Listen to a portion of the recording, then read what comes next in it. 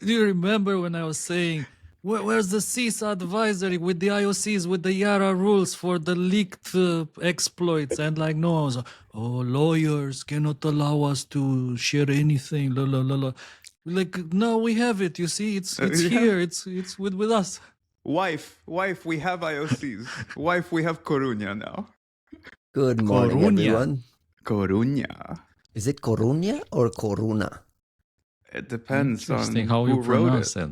Yeah. Who wrote Depends it? on what it is.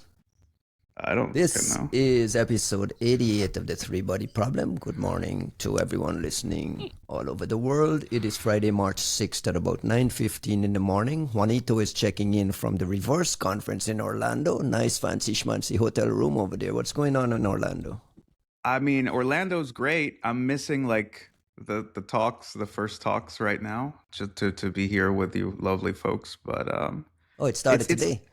yeah, it started today, and it's the same so far, like the same vibe as last year, which was, I think, as we noted, right, like very chill, very cool, not a lot of drinking as far as I can tell, and like just people actually talking about reversing and AI, of course.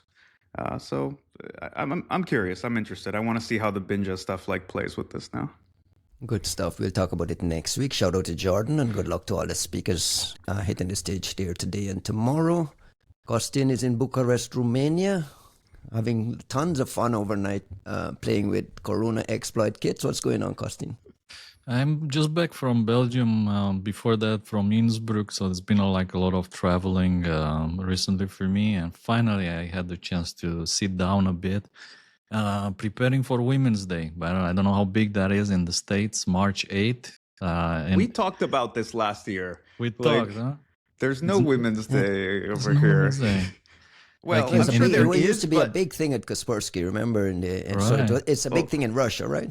And in Romania, it starts with what is it, Valentine's Day on 14th. Then is Dragobete, some Romanian Valentine's Day, or like the Romanian Valentine's Days, and 24th of February, and then March 1st, Marțișor, and then March 8th, Women's Day, International Women's. Jesus. All of them are super big holidays, super big. Well, don't let anybody know over here. We try to keep our women as unappreciated and keep their expectations as low as possible in the West. So I still Yeah. remember back, what was it in Russia? March 8th was Women's Day and March 9 was Men's Day, something like that.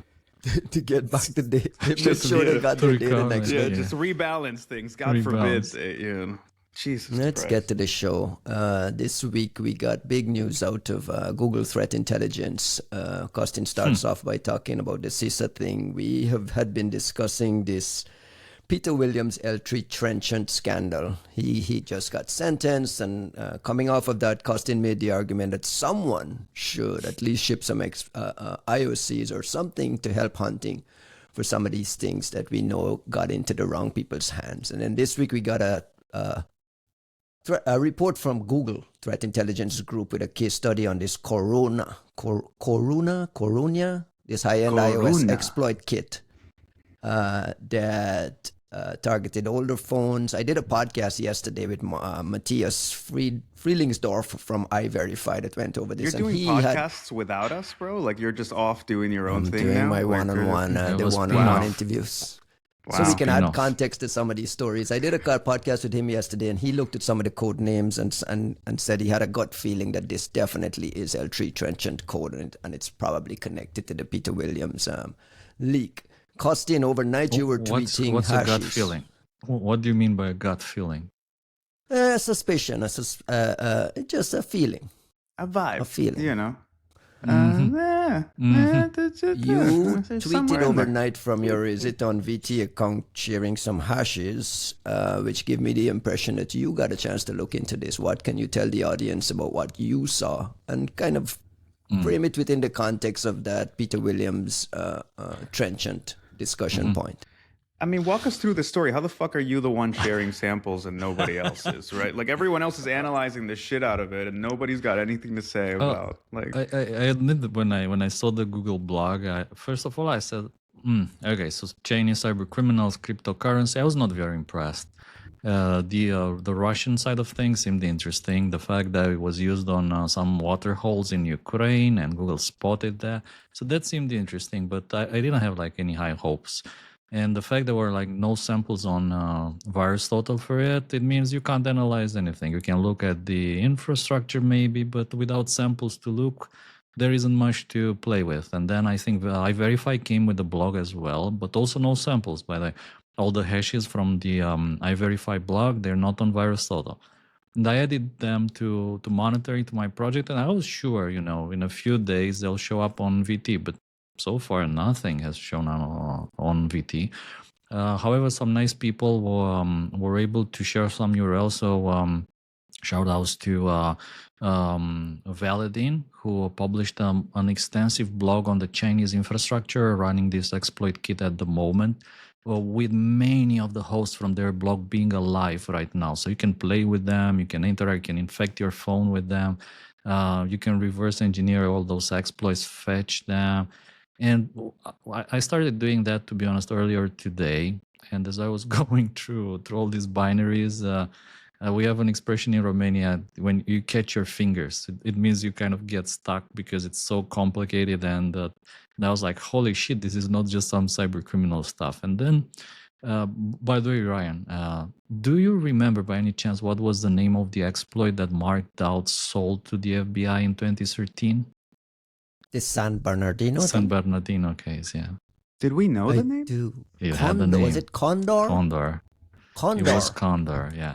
So I was reading the Google blog, and I was looking at the exploit names, and I was like, what the hell is a cassowary? Is it like a cassowary? Like Turla has this malware called cassowary, and I was like, is it a cassowary? I never saw this word before. What is it? And then I realized, this is like they're all birds. What is it? Cassowary, bluebird, jacurutu, which is we discovered it's a Brazilian owl or something like that. Is Condor a bird? The condor Yeah, is a of bird. course it's a El bird, Condor bro. Pasa, famous song. It's a big bird with big wings. Big bird. In particular, I think cassowary is interesting because this is an Australian bird, or it's like native to Australia, New Guinea. And I guess, it's starting to look more and more like these are code names that were used by Azimuth for their exploits. They were using bird names for the exploits, in particular for the web content RCEs. The other exploits, they seem to be coming from physics, so maybe different people are developing the browser exploits and the EOPs or the LPEs.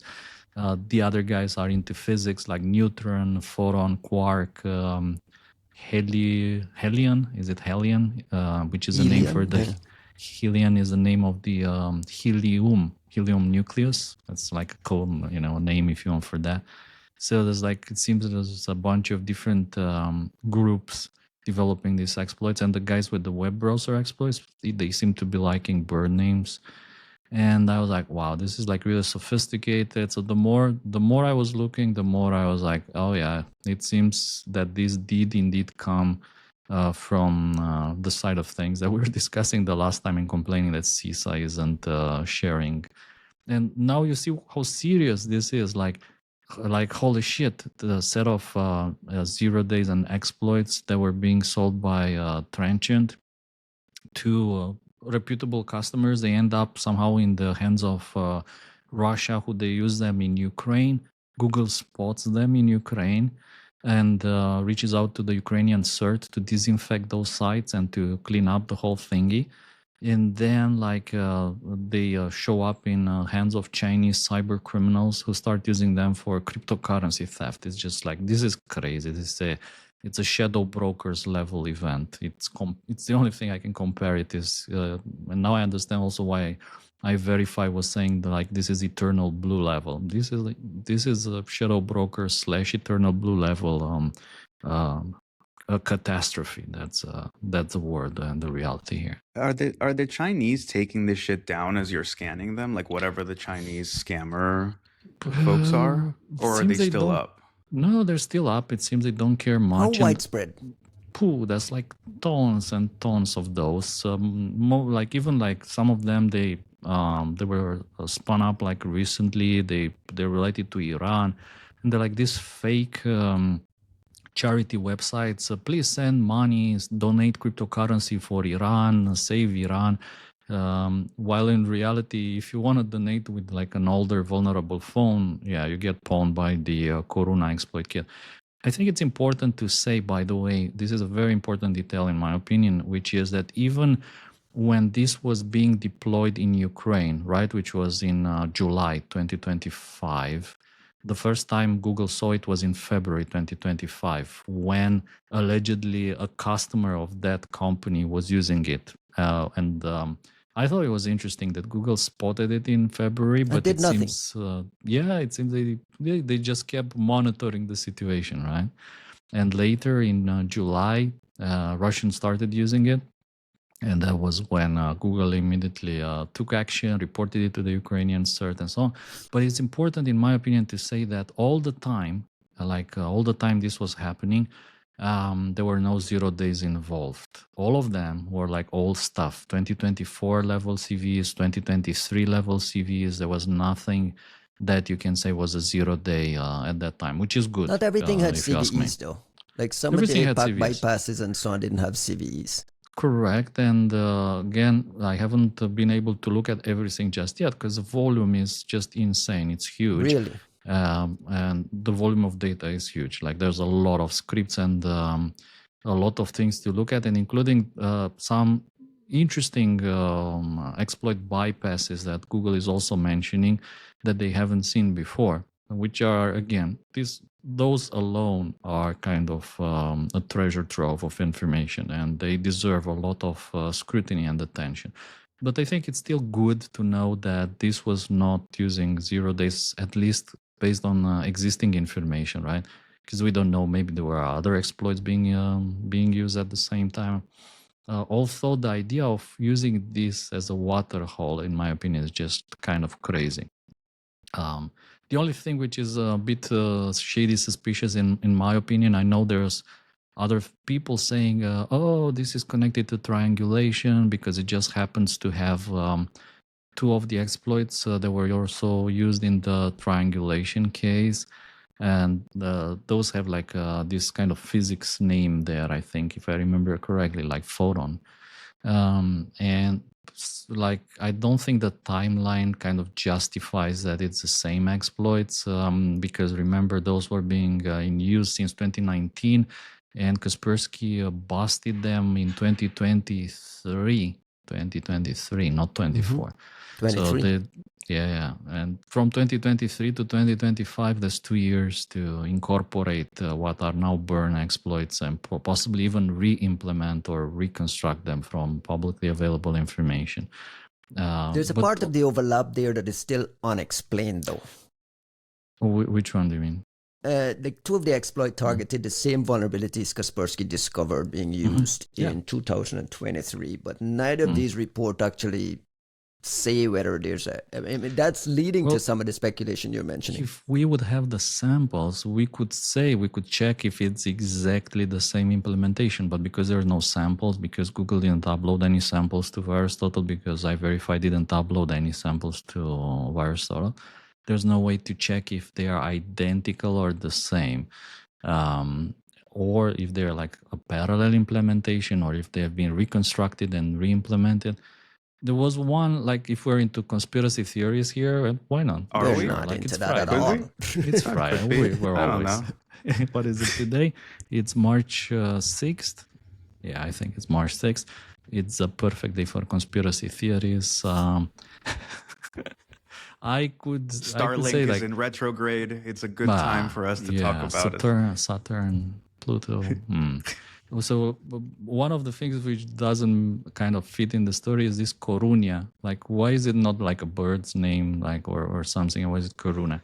I was wondering. Is Coruna the framework? Is like yeah, exactly. While the others are, I don't know, like bird names or physics or whatever. So I was even wondering if there's any chance here. Did Again, Google name conspiracy it theory. Coruna, or did the It's internal. It's in it there. was an like internal code name? Okay. they were able to spot a version of the exploit kit with debug information from the Chinese. So somehow the Chinese got their hands on two versions of this: one with debug information and one with the And the exploit key with the bug information apparently calls itself Coruna or Corunia. I was even wondering if could it be like there's two things here. There's like an exploitation, like the framework, the platform, Yeah. and then there's like multiple exploits which may be coming from Trenchant or whatever, and someone just put them together into one package. That would be for sure like some kind of conspiracy theory. Well, I mean, I don't know how to kind of parse without having looked at any of it myself, right? Like I don't know how to parse the some of the discussions from like the iVerify blog where they're talking about, it looks like it's being written by a single author, which I doubt. I mean, I don't know the scale of this thing. There's no way it's a single author, but if you want to say it's like the same source, right? Like that's building the thing. Um, what I, some part of me this whole time, like I'm just sort of sitting here, kind of bitterly laughing at the idea of like the highest possible end of commercial exploit throwing platform, not just ending up in the hands of like the Russians, but then ending up in the hands of some like fucking Chinese scammers who don't give a fuck. They're not cleaning up. They're just leaving it out there. You put it out with debug strings, right? It's like, that you literally are taking like the Lamborghini of the exploit world and then just like using it to do like Uber deliveries, right? Like it's so sad. I think the best angle, by the way, with these stories would be how did by the way, I verify they say they got a notification or somebody told them Somebody about gave it. he admitted that they Uh-huh. got a tip off. Someone gave him a URL that he went to and was able to retrieve these things coming down to and infect his phones with them. Nice. Who? I don't know. That's the part of the Kim Zetter question I missed because I did a shout out to Kim Zetter again. Come on. The We first told thing I you to go asked him full is like, Kim "How Zetter did in you there, get bro?" this? How did you guys get this?" But I wanna circle back on one thing. How did Google get their hands on it? How do we have a feeling? Do we have an idea how Google would have gotten their hands on it? And two, Google had to have known what they're publishing here. We've had incidents in the past where we've criticized Google for not releasing and withholding things and so on. They had to know that they're going public with something that will obviously be linked to Trenchant, the same way Costin did it. So two questions there. One, how do you think they got their hands on it? And two, what are the equities that goes into? Do we put this thing out? Do we not put this thing out? Is this helpful? Is this not helpful? So, I mean, I have no inside knowledge on how they got it, but there's a really interesting line in the Google report where they talk about, I don't remember the exact phrase, but it's essentially how the JavaScript is obfuscated in like not. I think the JavaScript is obfuscated in a common but unique way. It was something like that, which immediately jumped out at me because if you ask me how would they find it, and we've discussed this at length, and then Clem discussed it, if I believe at Hexacon last year, where I mean, think about the infrastructure that Google, being Google, is running, right? You're scanning all of the internet all the time. You have all of this amazing like distributed compute. You are indexing the content of these websites all the time. And then you have now, I mean, Clem said as much in public, but even back when we were at Chronicle, like you could see that Google had this capability to essentially run, like Tag had this capability to essentially run heuristics and detections on the JavaScript content and the website content of everything that's being scraped.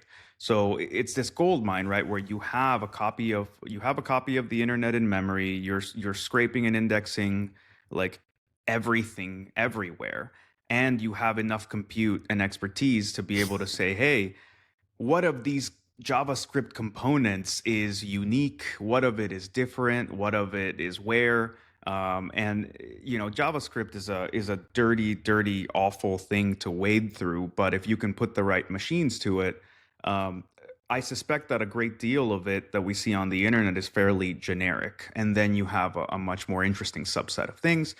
And that's without even counting the fact that like you have Chrome telemetry, you have, safe browsing telemetry and everything else. And a lot of, I mean, look, the most obvious and most important, not so secret thing of threat hunting is rarity. At the end of the day, anomaly prevalence is the greatest thing you can ever harness for, especially the bigger the data set that you've got, the more you can just point to what are things that are unusual. And by that, I mean literally like rare.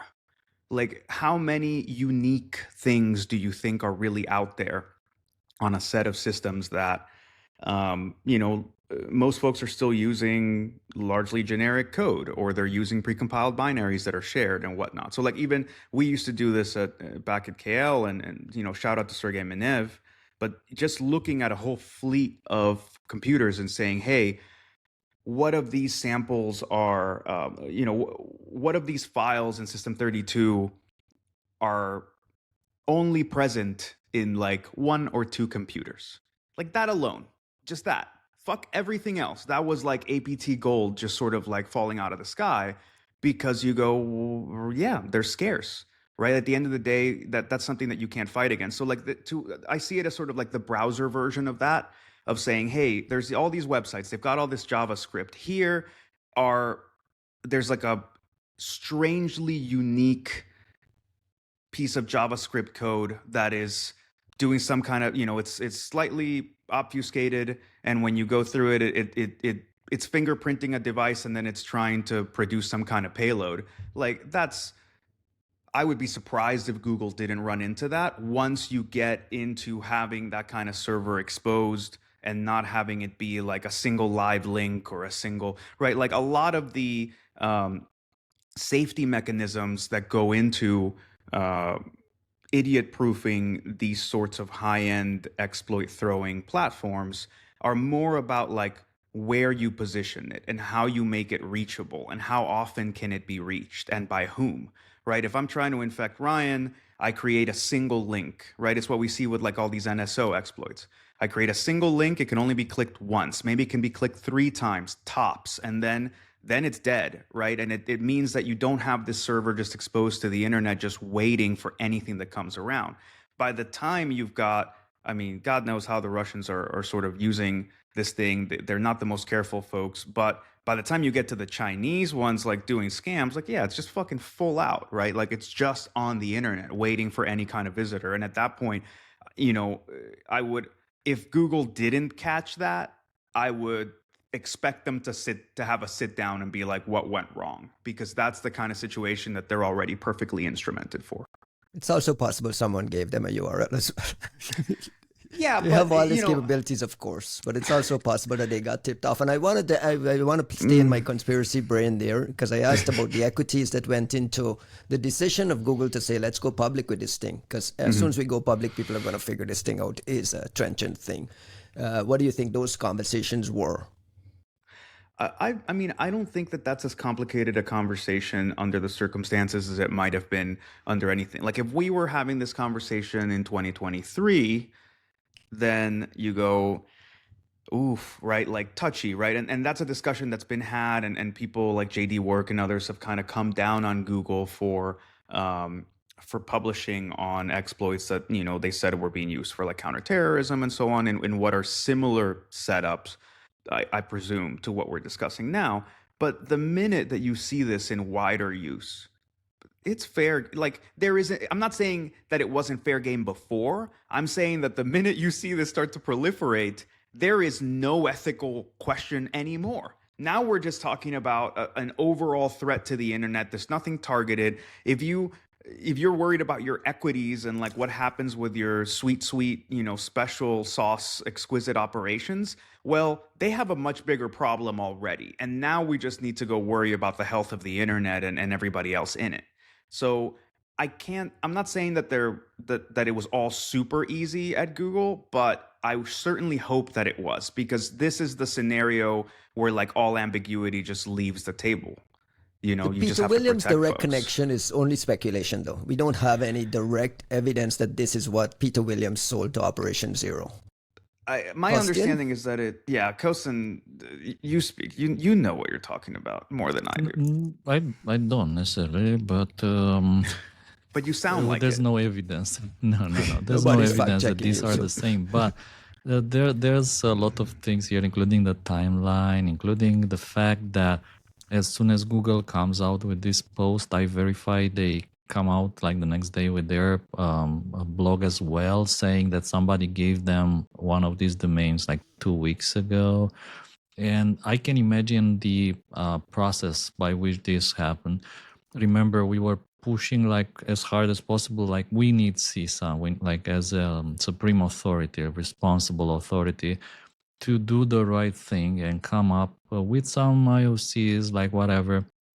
I mean, this is like no longer a joke. This is serious. It's been sold to Russia. Who knows what Russia is using it? Probably it's using it against the US or whatever. And we were pushing like we need more there. Like I don't really care. Okay, so Peter Williams went to jail. That's not the story, in my opinion. The story is that what happened to the exploit that he sold to Operation Zero. And remember, in the indictment, they also talk about this being made available to Korea, South Korea, or something like that. So we need to understand like the full chain, like who used the exploits for what. And I mean, the thing which is missing at the moment is a confirmation of the link. But if you ask me, like taking everything into account, the bird names, Australia, the timeline, the exploits, all these CVs, it does seem to me that this is what we are dealing with here. And this was the method that was preferred to release the information. Not through CISA, not officially, but through unofficial This is what I channels, was through getting to. friends, through like the way that things are being done and have been done since the creation of time, on little pieces of paper, like with the MD5s written on little pieces of paper and passed in hotel rooms in San Francisco and the likes, or Washington DC or whatever. And I think you're then I think you're more onto something there rather than Google's wide ability to find amazing different needles in haystacks. I I think just this want to was say one more thing here, which is that everyone is running iPhones, vulnerable iPhones, and pushing websites through those vulnerable iPhones like crazy, just in the hope of catching something new and exploit. So I would assume that Google is doing the same. Nowadays, this is like easier than ever since Apple allows you to run virtual machines on Mac OS. So you can run iOS as a VM on Mac OS, which greatly simplifies things. But everyone, I mean, that I know of, they're pushing thousands, millions, tens, hundreds of millions of websites, random websites, pages through vulnerable iPhones just to catch something interesting. And there's like probably no doubt here that this catches things, and it's quite possible that this is also how Google caught it in the first place when they say, and I think this is very important how they put it, they say it was a customer of a surveillance vendor. So that means one, they know who is a customer, or they know it's a customer, and two, they know it's a surveillance vendor. Automatically, you know which surveillance vendor. So I think that Google does know what it is, and they published all this because, yeah, the because situation you weren't is getting crazy. answers from CISA. And CISA is silent for one reason or another. Yeah. CISA's busy, trying to figure With its own what? shit out. Just trying to Existence. to figure out where the car keys are, and like how to be a thing. Look, I don't know that there's much. I'm not saying there's not much mystery as much as like I don't know sort of what propels the decision to publish now. But they're telling you that they had seen this in February 2025 and then had seen its use be more prolific and different in July 2025. Like it's written on the tin that they've known about it for a year, and that they have enough granularity, at least in how they're clustering the use of these things, to understand that it is a commercial vendor. Presumably they know which one. To also understand that like there are multiple customers, right? So without needing to go into conspiracy anything, like I think that this is just the system doing what it does, and um, getting a glimpse at just how much information tag is usually sitting on, and now GTIG or GTI. So to me, the big question is simply like kind of what motivates the publication now. And I would take this a different way. I don't have the timeline of the whole Peter Williams thing in front of me, but is there a possibility that Google or the ones who noticed this Trenchant stuff having proliferated and that kicking off the investigation into Peter Williams? Because that's a different thing we haven't been told, is how do they come to, hey, this guy's been here selling this shit to people, X, Y, and Z. And the timelines matching according to Matthias, because we talked about this yesterday on the podcast. Peter Williams allegedly leaked these exploits. Well, not alleged anymore, he's in prison. In early 2025, the exploit changed target iOS 17 and SDK build versions pointing to 18x, which were current in that time frame. So it's like that was one of his speculation pieces as well, in addition to like the engineering quality and just this fantastic framework that was built. Right. Do we expect to hear from Apple at all, and should we? And I mean, this ruins Ivan's narrative that the malware problem on iOS is limited to this tiny, extremely sophisticated, extremely targeted people. Now it's on Chinese websites doing crypto theft. So that ruins that narrative. Should we hear from Apple around this with all the speculation and bumbling that's going around? Should we hear from Apple is like it's not a question, right? Should we hear from Apple? Abso-fucking-lutely. Should we? Moreover, if you look at the iVerify blog, and maybe this seems self-serving to them given their business, but like their big thing is, hey, how about giving us like a security framework and APIs and whatever to actually do better security stuff on iOS? And I think they're perfectly justified in asking for that, the same way that we've been, sort of asking for some version of that for a long time. But like the Ivan Kristic version of the universe where like proactive security engineering is the only way to address this problem, it's built on a solid foundation of how you can do proper distribution to the majority, well, at least in your ecosystem, of security, but it has never accounted for that pesky surplus, that pesky unresolved remainder of the equation, that is the people that do get infected, the things that, the people who have not updated, the people who, are being subjected to these tools, and the fact that most of that premise continues to be predicated on the notion of scarcity of these tools, and that scarcity isn't necessarily a given, right? Like, yes, it is this. Right now, iOS exploits are like a very rare, thing in theory, but they're rare as far as like if you're on the bleeding edge of the latest possible iOS, and then there's like a whole world of people, literally, who are not updating like that, don't have the newest iPhones, but also there's a lot of interplays in this space that we don't quite understand. Right. And like one of the dynamics that we have seen is like, look, I don't know how these Chinese scammers get their hands on a framework like this, but the truth is that the cybercriminal ecosystem has a lot of fucking money. There's a lot of money in it. Maybe it doesn't make sense to try to do ransomware shit on iPhones, but it certainly does to do espionage, and it certainly does to do scams now that people are keeping ludicrous amounts of crypto in like mobile wallets and shit. So Apple has been doing amazing work in just one style and one area and one dogmatic view of the universe, and saying we can choose to ignore the part that we don't like because it's like a negligible remainder. And that is predicated on the assumption that the exploits will remain scarce and that the motivations to hit these devices will remain sort of homogenous and limited. And that's not necessarily always going to be true. And we're seeing, like, obviously, this is like a series of like blundering events that lands this thing where it does.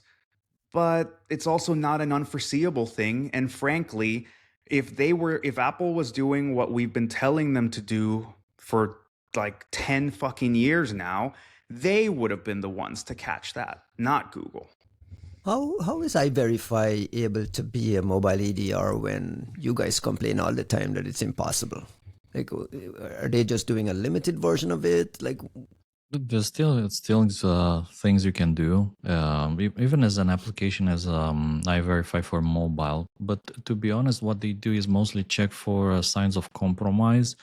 However, the bigger power comes from when you generate a sysdiag and you upload it to their servers. I see. That process brings a lot more data. And to be honest, the idea, or whoever at Apple came up with this idea of creating a sysdiag, and then the information that is available in the sysdiag is gold mine. It's absolutely fantastic. Sadly, I don't think there's any equivalent for Android phones. So this is just like for Apple. And yeah, that gives you a lot of visibility, a lot of things. Inside the sysdiag, you can find running processes, file metadata, history of things which happened on the phone, battery usage by different processes. You can compare process lists to see if they've been altered. You can see if there were like any hidden processes in the past that were trying to do weird things, crashes, baseband problems. Like there's hundreds if not thousands or tens of thousands of files in there that can bring you a lot of visibility. And actually, we do an iOS forensics training with TLP Black, and we leverage sysdiags and iOS backups a lot for detection. I think sysdiag is the kind of the first level. It brings you like the basics, and you should produce sysdiags on a regular basis, on a monthly basis or weekly basis if you can. Save them somewhere, and later you can go back to the sysdiags and check them. And you should also try to make full backups once in a while. Again, save them, and you can go back and check them. By the way, props to iVerify for saving all their IOCs in a format that is compatible with the MVT. So anyone can just download their IOCs in sticks format. You can download the MVT, you can make a backup of your phone, and you can check your phone with those additional IOCs that they were kind enough to provide in this format. Same question about Trenchant. Should we hear from Trenchant? And do you expect we'll get a press release from them saying something? Or this is just a government contract that doesn't... What kind of responsibility do they have, though, if any? Those are two different questions. I think the first question is really simple, which is there's no fucking way they could ever say anything about this short of the US government telling them to, or asking them to, or Congress asking them to. Like, there's no way, just by virtue of the kind of business that you do, and the kind of, what it means to be a good defense contractor, right? You just like shut your mouth and you take it in the chin. And if you can take a couple of bullets on behalf of the customer, you do that too. Even better. And you get paid extra even better, for that, yeah. And you live to deal another day. As far as like responsibility and whatnot, I mean, I don't know, man. Like,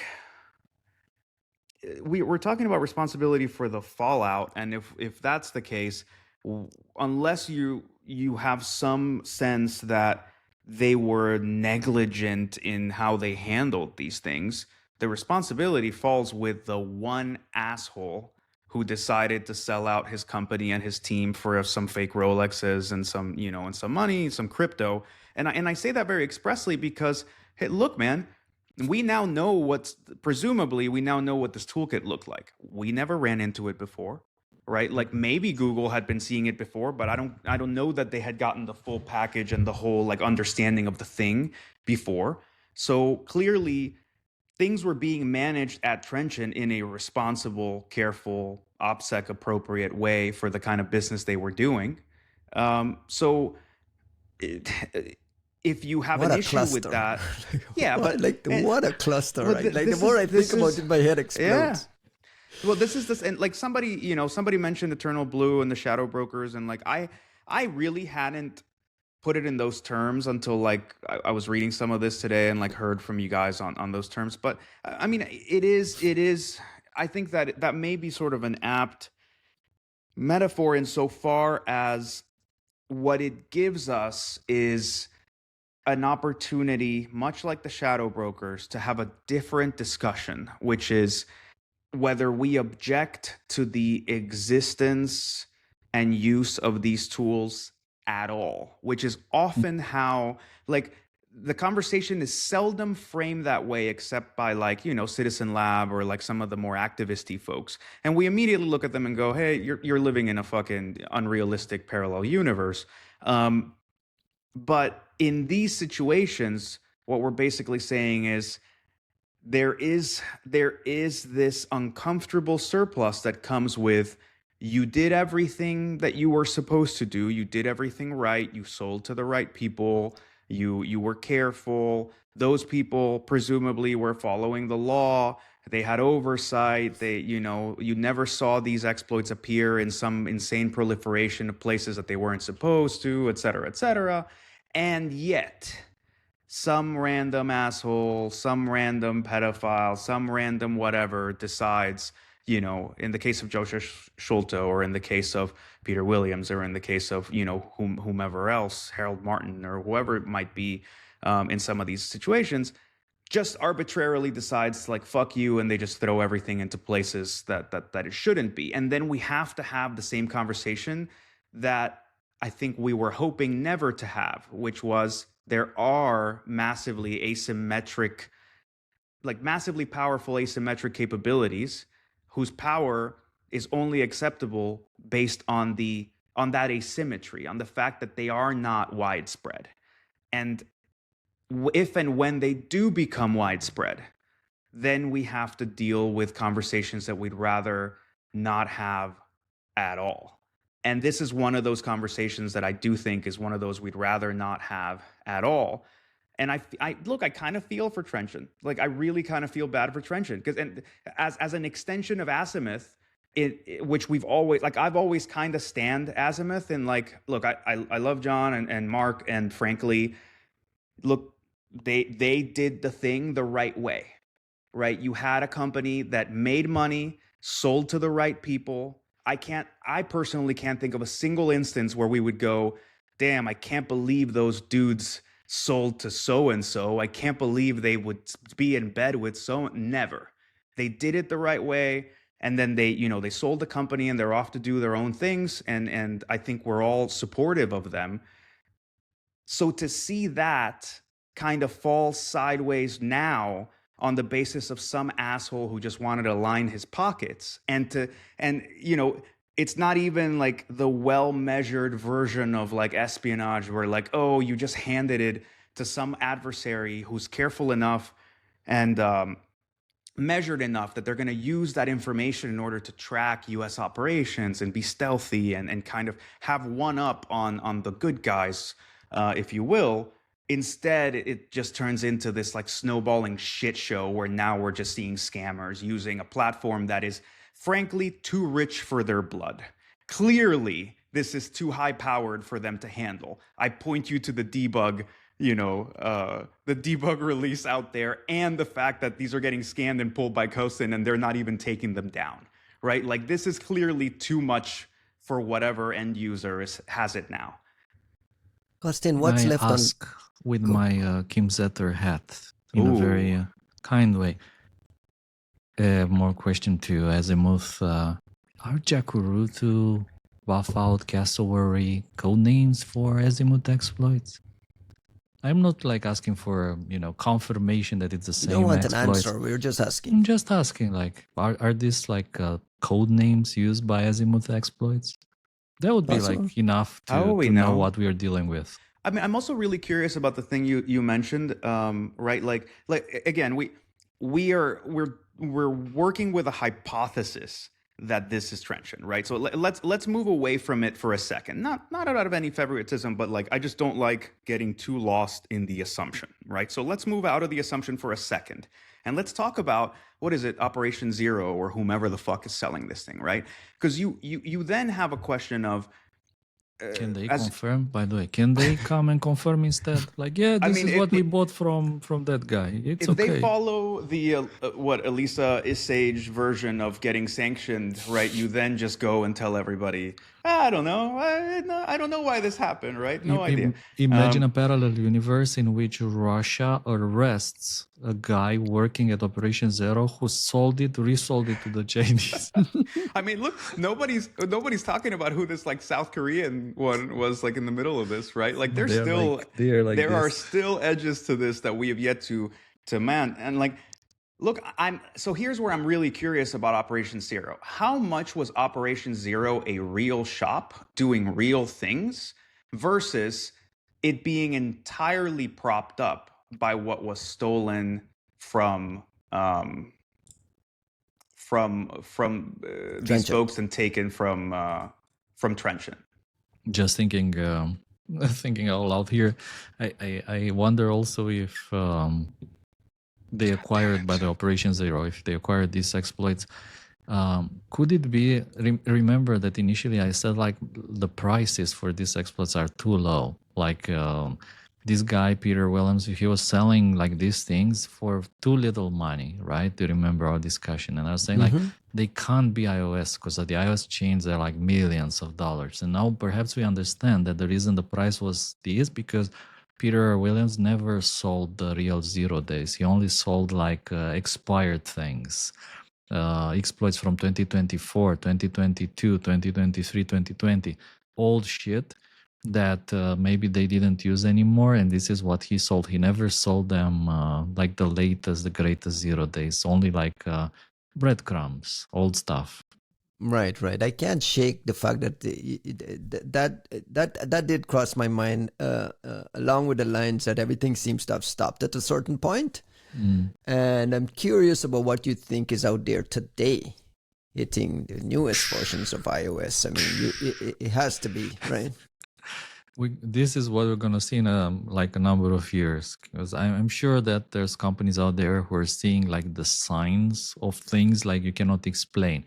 You see anomalies, you see like artifacts hitting your like the latest, most recent updated iPhones with the latest iOS, whatever, and you can't explain it. Like, what was that? We have no idea what was it. Or as it happened to us like a bunch of years ago, I think, what was it, 2018 or 2019, like some kernel panics, all in the kernel level JPEG decoders. And like no explanation. Why is this happening? Like, what's the reason for it? We couldn't find like the implants or whatever is being dropped. Only that the phones were You're being rebooting. too interesting, friend. You're too spicy. You need to. I just wanted to chill say out a little bit. I appreciate one thing, and this is like Kostin's advice for all exploit developers: the fact that this framework, if they see that the phone is in lockdown mode, or you're browsing like incognito, it bails out. And I can only recommend to all exploit developers out there, all frameworks developers, please, if you develop like some framework, if you see lockdown mode, whatever, bail out. That's my advice, free advice from my side.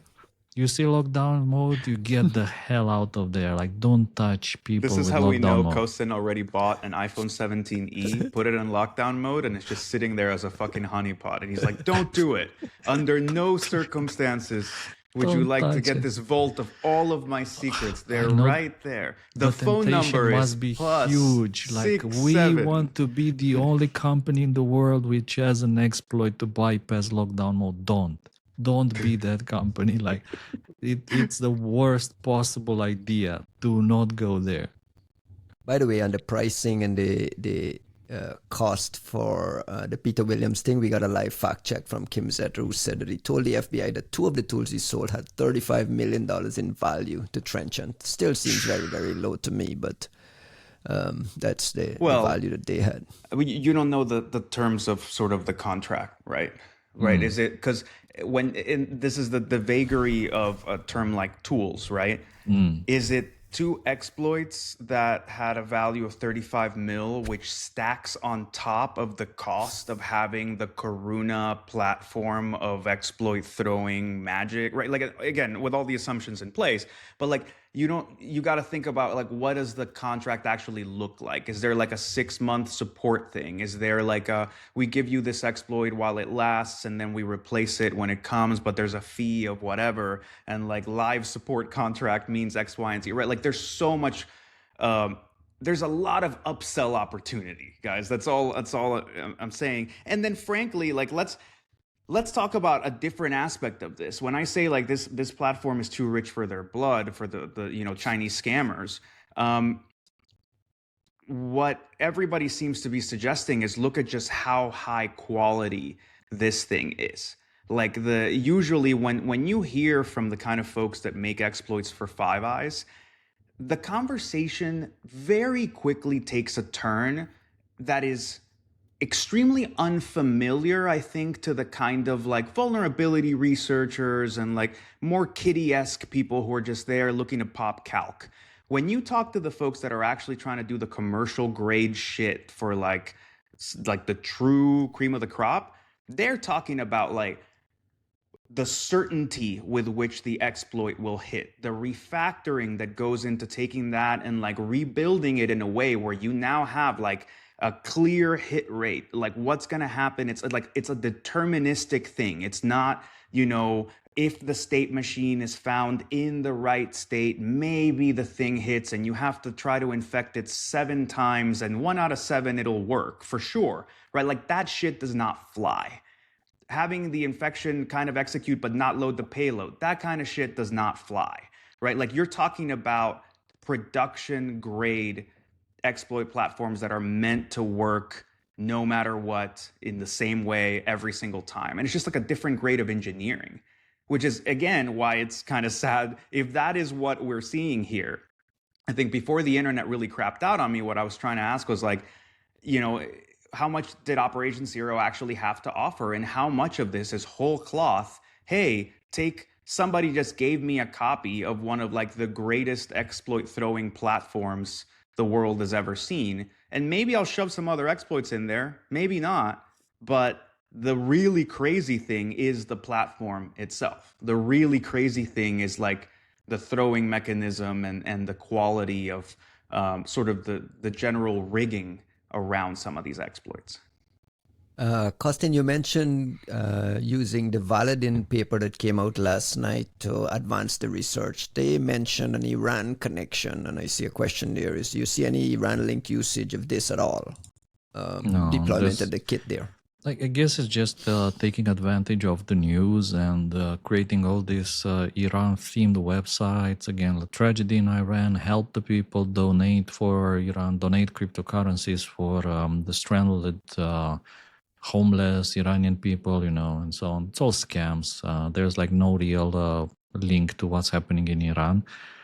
But like, I think, by the way, one of the missing points in this story, if I were still at my previous job with that kind of data, big data access capabilities, what I would be doing right now is just make a Yara rule for all the components of this exploitation framework, and then scan all the data we have collected going back to something like 2015, and then see what are the first signs of this being used. Like, what was it being used for in 2023, 24, early 2025, remember when the surveillance vendor was using it. And just trace back the chain, see who used it first, for what purpose, on what websites, who are the victims, all that information, like what water holes. And I mean, I saw Boris Larin, who is like one of the world's top exploit researchers, comment saying that, people need to make a distinction between vulnerabilities, exploits. The fact there's like different vulnerabilities doesn't mean it's the same exploit implementation, and the things are related. So I would be very curious to see what Kaspersky comes up with on this topic with their data access, with their people like Boris Larin. what they can publish on Monday. I think that would be really, really interesting to see how far back they can go and what were the first signs of this exploit kit being used in the wild. You preempted my next question, which was what are the meat on the bones left? What do you expect people to pick up based on what is publicly available now? What do you expect? Like the Kaspersky thing is an obvious one that came to mind as well. But like, where should people take the research from here? What is publicly available now that you can take and go do X, Y, Z? I just want to point out that it's a very unfortunate timing for this news, which in my opinion is one of the biggest, most interesting stories of the year. But unfortunately, the weather is very bad. There's like the war, special military operation in Iran, which is how it's being called. There's this Anthropic story with Dario who like sends memos and says stuff, I don't know, in the memos which get leaked and then he walks it back.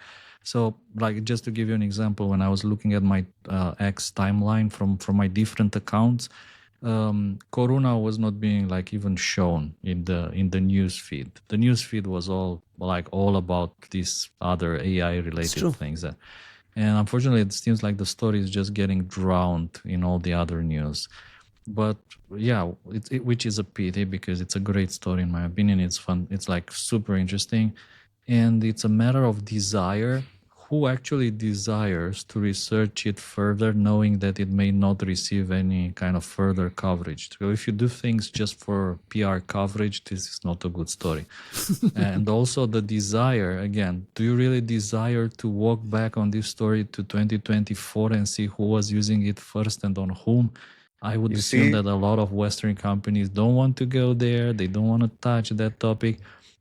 You see the discussion from last episode when we were like, yeah, someone should share IOCs. I'm like, let's be honest. You know exactly what you're going to do with those IOCs. So like, yes, the hospital's fine. Anyways, what was this shit doing in 2023? You can't possibly imagine that 2025 February was the first time when this exploit kit was used in the wild. Obviously, it was used before. You can't like possibly create this out of nowhere using exploits from 24 and 2020 and whatever and just use it for the first time in 2025 February. So of course that it was used before that. The question is, who has a desire to dig into this story, further, to dig up more shit and see what it was being used in 2024? And if you ask me, I think the desire with the Western companies is very little there, which is why I said I'm extremely curious to see what non-Western companies are doing about it. Are you asking that from knowledge? You said I'm curious to see what they will publish on Monday, which, you know me, my hackles go up. You know already that something is coming on Monday. Knowing those competent people there, which I mentioned, people like Boris Larin, people like Georgi Kucherina, I bet that these guys are digging through all over the data trove. Right? And they already we would found... be. We would be. Are stuff. You fucking kidding? You have been. You, me, we would, like this weekend, we wouldn't be me? Like about March 8 Women's Day. It will be about the Coruna digging day. Right? Women's Day has been delayed until next week. It's been postponed. It's been postponed for Coruna. We're digging old school exploits in 2024. Which takes time, by the way. Takes time. I hate this framing. I hate this notion of like, like Western companies will or won't. It's the truth. It's the truth, look, right? We describe things as friendlies here, publicly. I mean, you don't have to tell me that. I wrote the paper on that shit 11 years ago. I know. But at the same time, I feel it's important not to let this sail by as something that we just accept as the way of the world. Not because of the hypocrisy of it, but because I think it kind of it normalizes something that we should not be comfortable with, which is willful blindness, especially in a case like this one and the other one that we've been talking about, like the shadow brokers, where you go, hey, okay, maybe you don't want to publish on this, but I sure as shit hope that Proofpoint and SentinelOne and CrowdStrike and everybody else are researching everything they can in their holdings as to like, what have we seen? And more importantly, if we didn't see any of it, why didn't we see it? What are we missing in our capabilities such that this thing would not have popped off in our radars? And if it did, okay, Why didn't we look into it? And what did we miss? And how did it actually proliferate? And in our data holdings, what does this stuff relate to?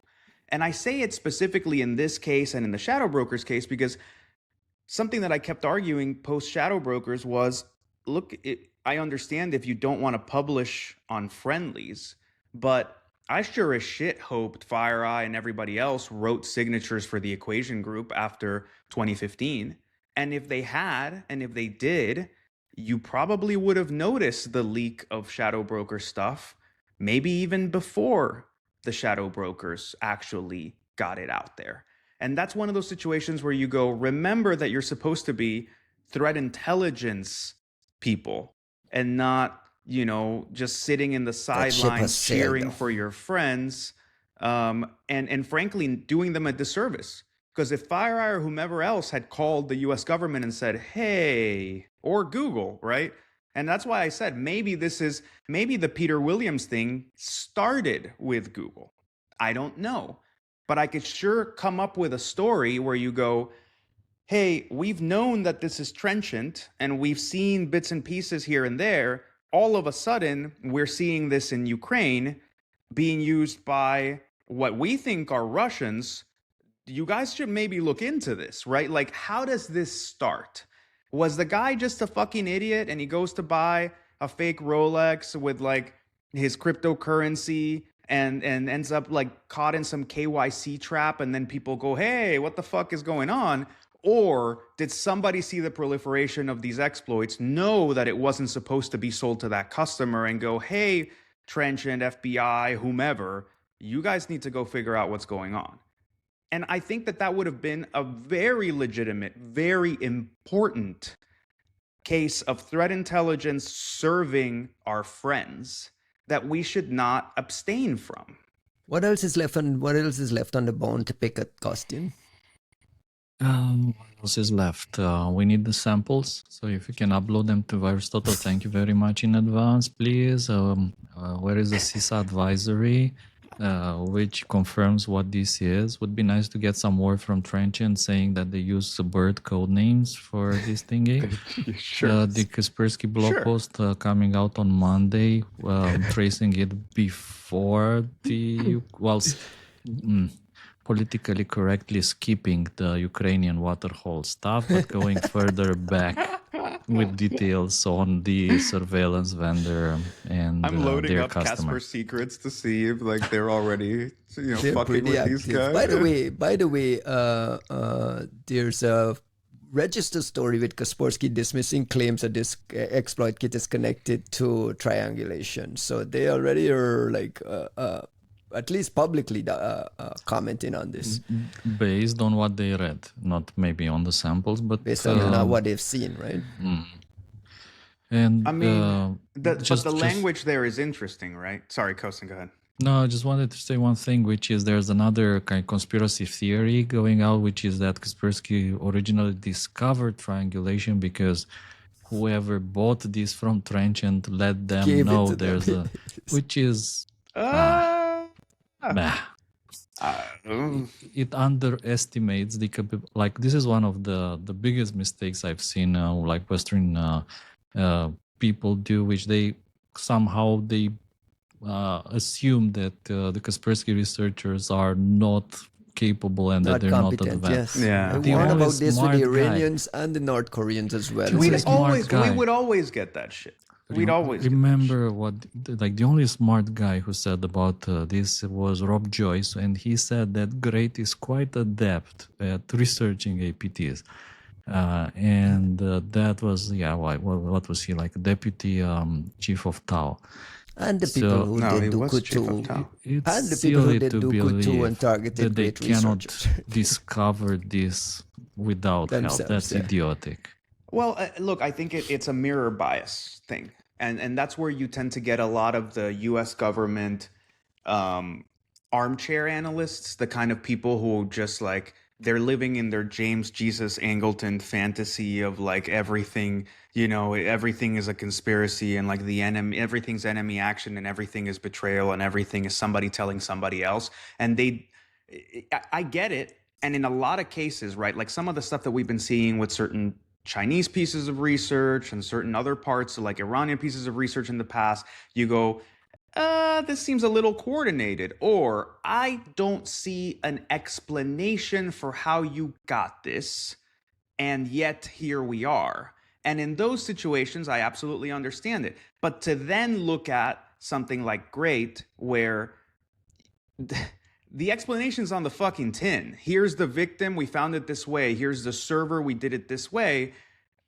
Yeah, I'm sorry that, some cleverness caught your really clever thing, but that's the fucking game, right? And yet, you look at something like op triangulation, and I don't know, man, right? Like, what is the story? Like, once we get into this part of things, where things are just sort of like this bizarre, and this unexplained, and we're not talking about the Kaspersky of our years. We're not talking about the Great of our time. We're talking about a new Great that's like clearly aligned in certain ways and misaligned in others. I don't know, man. I don't know. Like, let's see the blog on Monday. Blog on Monday. 4 p.m.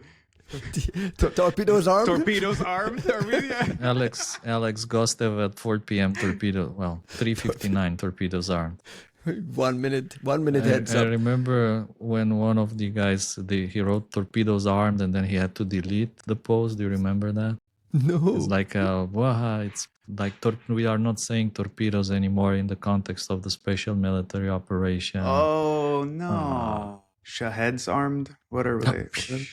We also got a report from Google about just kind of summing up the zero-day discoveries in 2025. The Google Threat Intelligence Group tracked 90 zero-day vulnerabilities exploited in the wild in 2025. And for the first time since Google started tracking the zero-day exploits, they attribute more zero days to these commercial surveillance vendors, the same thing we're talking about, than to traditional state-sponsored cyber espionage groups. Is there anything in the Google data costing that stands out to you? Any surprising data point there on ODA usage? I mean, it's pretty obvious. As always, there's a balance between how many are actually being used and how many are getting discovered, right?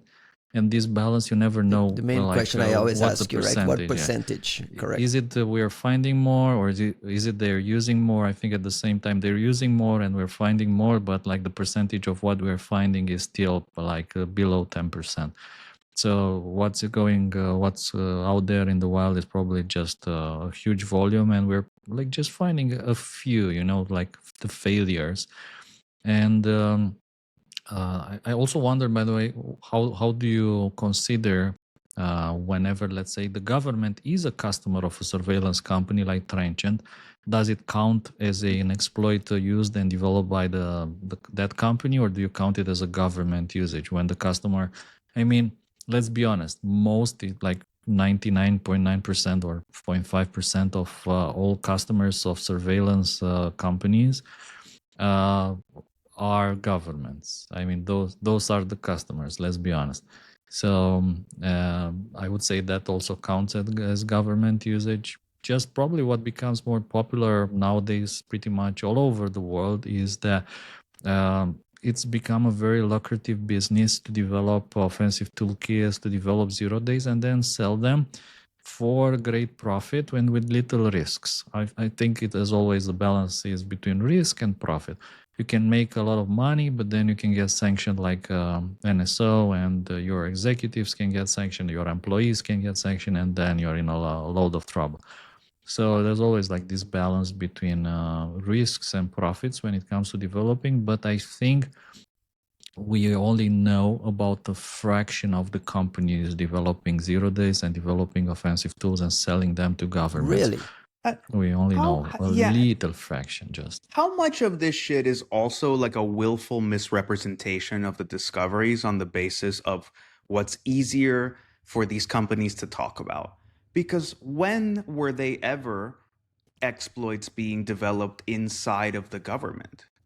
Like maybe they were being repackaged inside of the government, but I suspect, I would imagine that a lot of the zero days we ever saw from most well-developed nations were sold by some contractor where the exploit devs actually wanted to work and could smoke weed and could chill the fuck out, and then like you'd package that and send it off, and then that maybe you rewrite it or re-implement it or whatever, but like I think it's always been some part of the contract. I mean, corrected in the chat that they wouldn't get to smoke weed regardless. But I'm really trying to push this line here of like a utopia for vuln researchers. But like my point is, what do simply, they smoke? What do exploit developers smoke? Let us know in the chat. Let us know in the chat. What Like do and they subscribe. The I think the point being, right? Like I think it was always a majority of these things coming from some kind of defense contractor thing.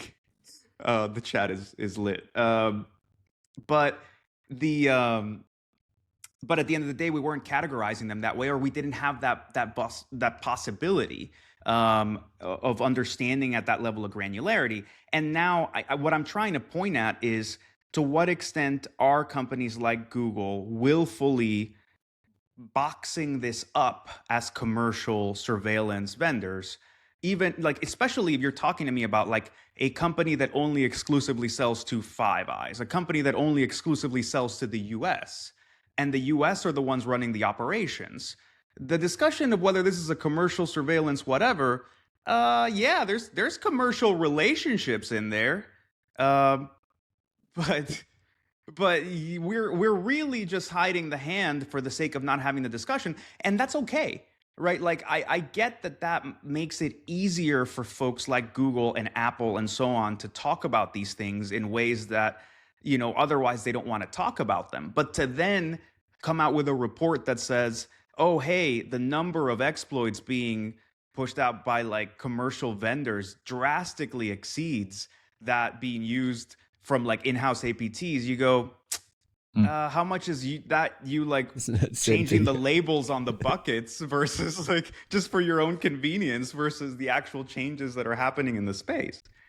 There was a time when zero-day exploits and zero-day usage was for the most part, the work of nation-state adversaries. There's the data pair point that stands out to me is that zero-day exploitation by financially motivated threat actors ties a previous high. 9 0 days confirmed or likely financially motivated threat groups, which were supposedly lower down in this pyramid. We're starting to see 0 day usage there. Are they just lumping in ransomware guys there? And I mean, professional ransomware gangs, I think, should be at least viewed within the same. For sure, yeah. I mean, those can sometimes be like even a bigger threat than government level cyber espionage. In reality, I mean, if you go and talk to customers, talk to enterprises out there, the biggest risk for them is typically ransomware groups, because like a ransomware attack can be way more devastating than something of the level of, I don't know, Duku2, right? Who maybe just come in, steal some of your secrets, but never leak them. Never leverage them and whatever. Oh, they definitely leverage them. They just don't leak them, right? I don't know. The other example, I don't know, triangulation, Casper secrets. These are like modern warfare, psyops, and like everything is on the table. You no longer know what is permitted, what is not. It seems everything is allowed. But yeah, ransomware is for sure included, and it's probably an even bigger threat. Well, as one of our avid listeners is like privately DMing me right now, it's like, well, the ransomware guys are loud as fuck. And yes, but that's the point, right? Like those operations announce themselves. And that's something that I'm glad, since we're touching this on the back end of discussing iOS exploits and how we usually think of that shit as like very tailored, very massively exploited to a very select group of people that you'll never hear about, right? You're talking about operations that don't announce themselves. As Kosin was saying, right? The Duku2 guys, they'll grab whatever. They will leverage it. Will they leak it? Not necessarily, right? Maybe nowadays they'll figure out a place to leak it on Twitter, but like they don't, you don't necessarily leak that stuff. And that tends to buy you a lot of leeway as the victim of being able to hide what's going on. And that means that by extension, it buys us a lot of leeway as defenders because we can just be like, oh, yeah, nothing happened here, right? Like everyone fucked up. The operation executed, they were resident in there for 9 months. They stole everything they could ever want, but they never publicly dropped anything. So the company never acknowledges the breach. So the defenders never have to acknowledge that their detection sucked and that like things were there that they never caught and that everything got stolen. Nobody loses, right? Nobody fails. But I think in that sense, like the extension of ransomware now into a space where they can buy exploits and they can do this and that, it's almost forcing everyone's hands to have to acknowledge how much more is happening in the space than like, look, just one more tidbit there. Remember 2014, 2015. Remember having to fight the banks to acknowledge that an operation like Carbonac was even possible, much less that it was happening.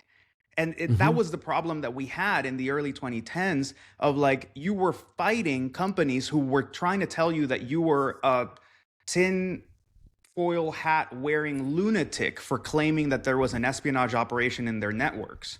And they just wanted like, no fallout, no victims, no problem, no op, bro. And that is gone by the wayside because there's a banner and a website and a leak site and whatever. But nobody's dying to acknowledge the surplus ops. Well, this is the Ivan Kirstich position, right? It's like none of this stuff is happening. It's only just white glove, bespoke stuff at the top. Can I suggest something? Do you know these army surplus shops where they sell like, I don't know, like the uniforms, caps and t-shirts? Yeah. How about the same surplus shop for exploits? Like exploits that they're no longer in use. Isn't that what like Exploit DB? Isn't that what like Packet Storm and Exploit DB and That's shit were, right? That was like the straight to VHS. Pennies. Sell them for pennies to collectors who can write signatures and find if they're being reused or whatever. Straight to DVD re-implementations of exploits is what, like the Metasploit framework, right? Like, how about exploitsurplus.io, exploitsurplus.ai? Go buy it now before Silas takes them both. Oh no, how stylish. Speaking about the weather, it just feels like there's so many big stories that everything just gets lost in the shuffle of big stories. And we got a confirmation from the FBI last night that they've identified a successful cybersecurity incident on a sensitive network used to manage wiretaps and intelligence surveillance warrants. And they're scrambling to determine the seriousness of the incident. There are no details, no IOCs, no anything. But this sounds very typhoon-like, and the question is, am I overestimating this as a big story, or is this just another throwaway story in this whole massive world of everything being owned? Yes, on all fronts. Yes to everything you just said. But like, dude, come on.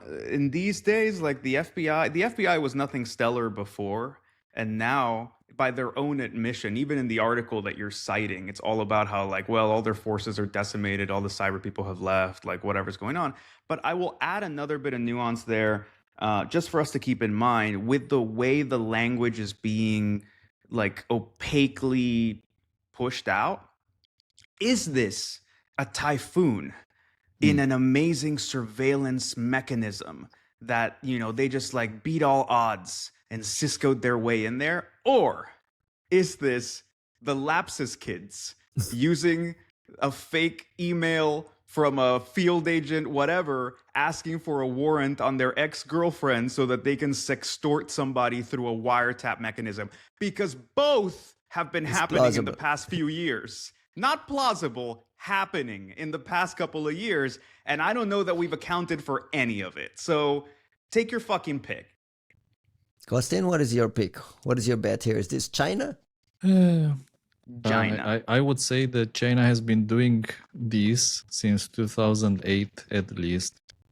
In particular, the systems managing foreign intelligence surveillance warrants, FISA. I mean, Operation Aurora, 2008.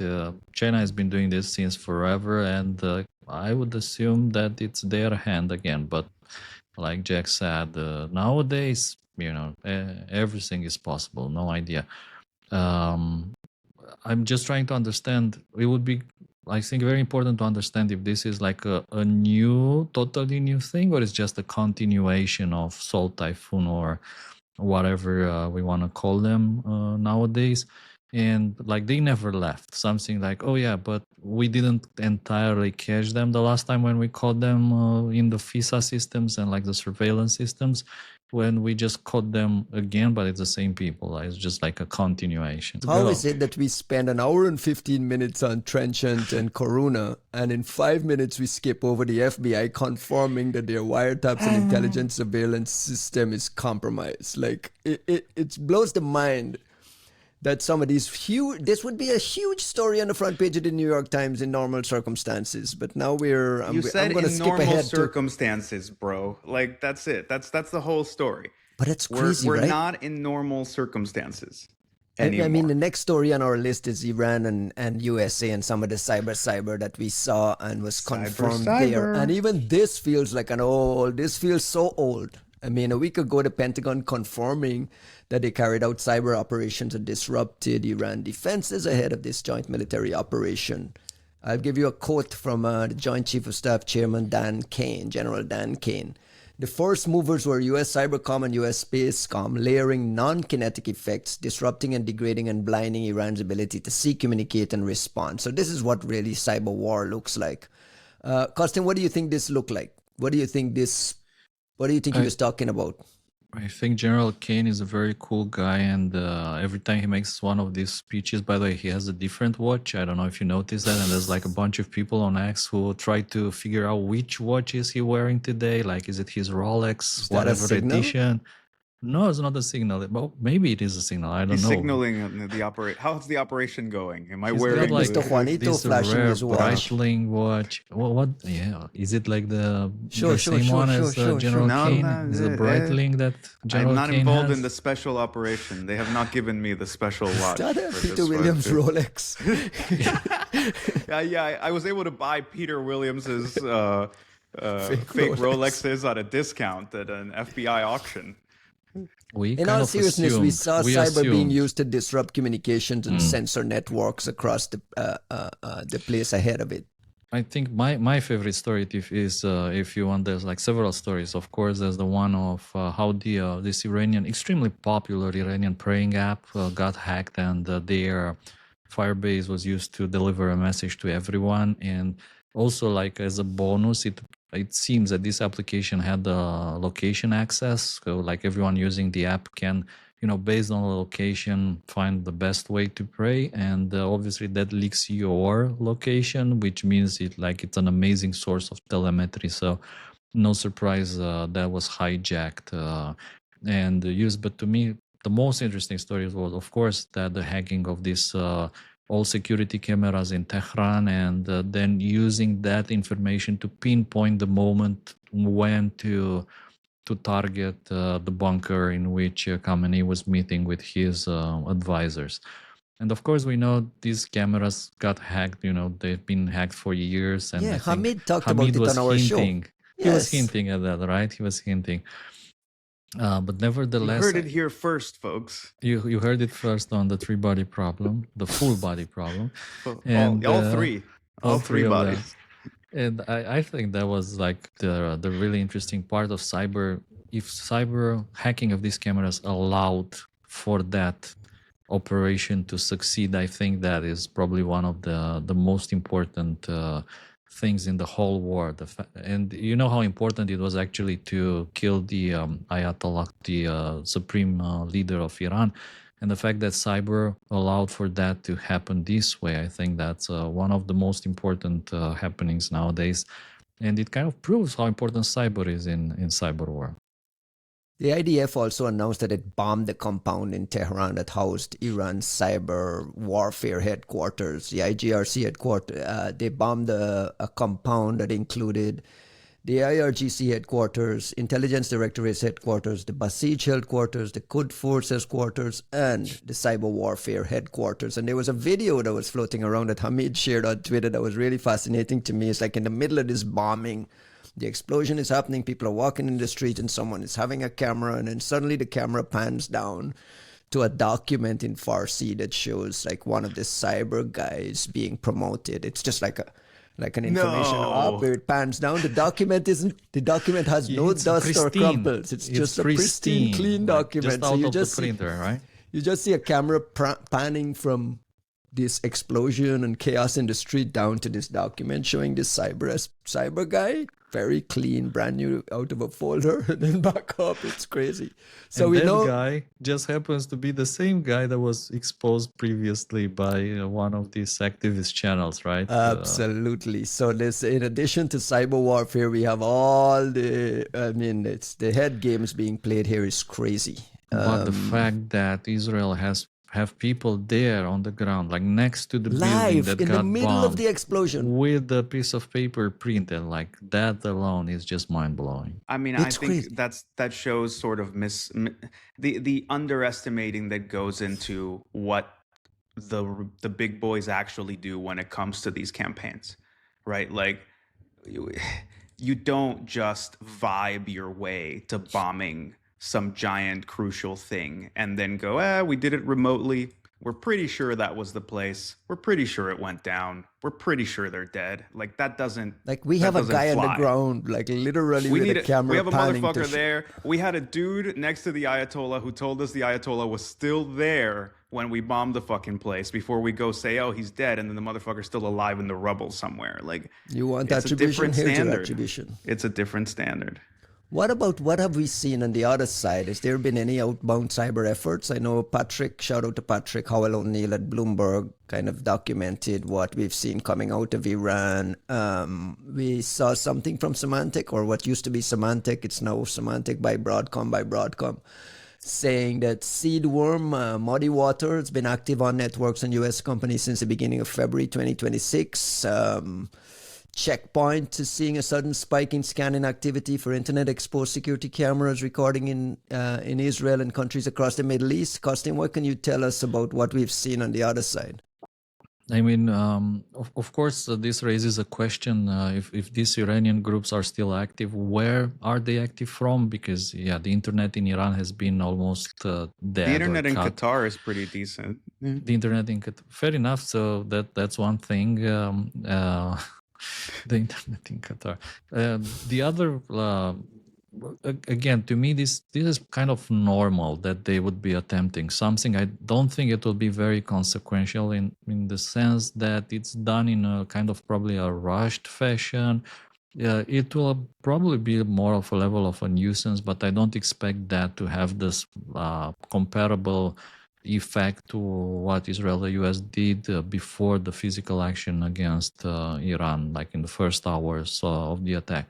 What I thought it was a much bigger story was how Iran was bombing all these Amazon data centers in Dubai and Bahrain, and wondering if they targeted them on purpose. That is crazy in my opinion. And we do know that some of them went offline and they were showing this message that this data center is no longer available because of the Amazon confirmed. Amazon confirmed that they got hit by a suicide drone that affected a data center in Dubai. Bahrain also was targeted by drone strikes. The question here is, does these data centers become a legit target one?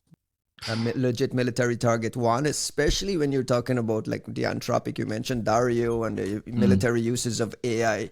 These big giant AI data centers becoming military use cases. Is this like a new normal where Microsoft and AWS data centers are going to be targets? What do you think? Dude, if a fucking building, if any random building in Dubai is a legitimate target, which is a discussion that we should have in the first place, then why not a fucking data center?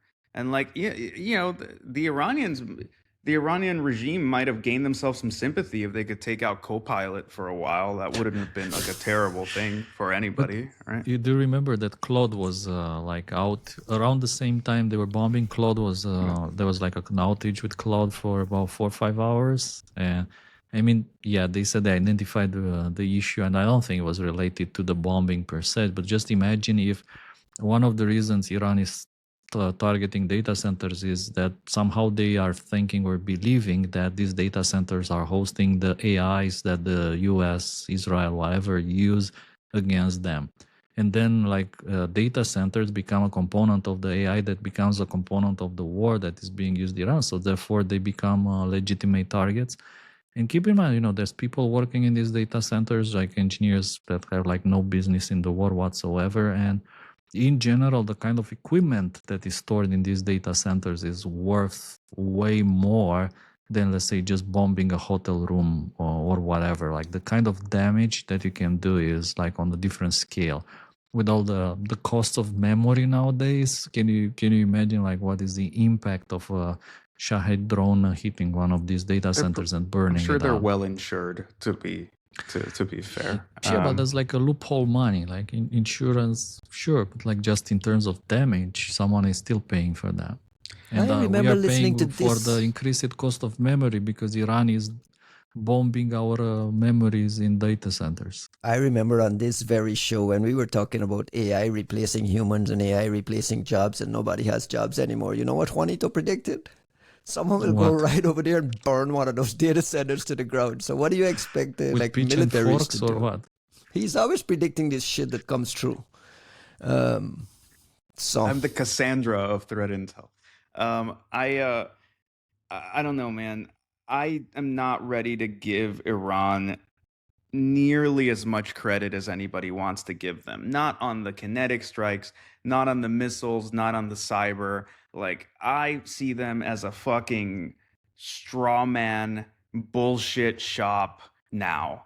And that wasn't necessarily always the case, but look, what did we say about the beeper operation? What did we say from the beginning, right? Like this looks like a completely different war. Hell, it's even like a totally almost desirable war to take on, as as frothy as that term might sound, but like because the Israelis took out all of Hezbollah.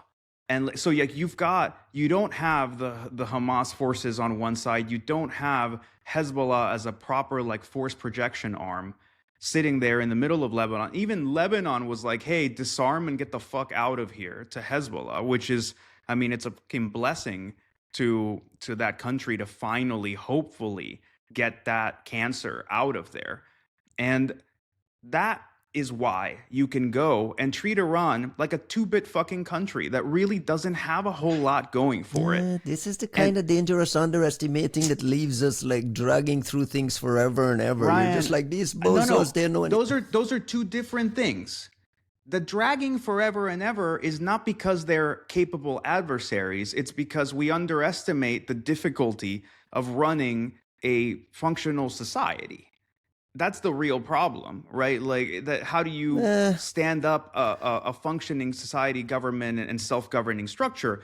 But it's not because they're fucking awesome and they're, oh my god, the capabilities of the enemy. It's because like, how do you manage this sort of like entrenched conflict in a place you can't possibly control, with a people that aren't ever really going to be on your side, but don't have their own structure that they can rely on.